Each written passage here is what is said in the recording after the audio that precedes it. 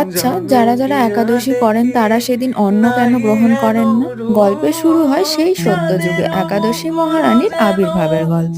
একাদশী মহারানী প্রকট হন ভগবান শ্রীকৃষ্ণের থেকে। যখন ধরাধামে পাপকর্ম বাড়তে শুরু করে তখন ভগবান একাদশী মহারানীকে প্রকট করে বলেন, যাও সমস্ত পাপকে সমাপ্ত করো। একাদশী মহারানী যখন সমস্ত পাপকে সমাপ্ত করে ফেলেছেন তখন তিনি দেখেন কিছু পাপ অন্ন অর্থাৎ চালের মধ্যে লুকিয়ে রয়েছে। তখন তিনি চালকে অভিশাপ দিয়ে বলেন, আজ থেকে একাদশীর দিন সবচেয়ে বেশি পাপ চালের মধ্যেই বাস করবে, তাই একাদশীর দিন কোনো রকম অন্ন গ্রহণ করা হয় না। এই তো ছিল ছোট্ট একটা গল্প। আর এখন যেহেতু চন্দন যাত্রা চলছে তাই ভগবানকে তুলে দিয়ে আমি চন্দন লাগিয়ে দিচ্ছিলাম। আজকে সকালবেলা পুজো দিয়ে উঠেই দেখি বপুর জন্য খুব সুন্দর একটা স্টোরেজ বক্স গিফটে এসেছে।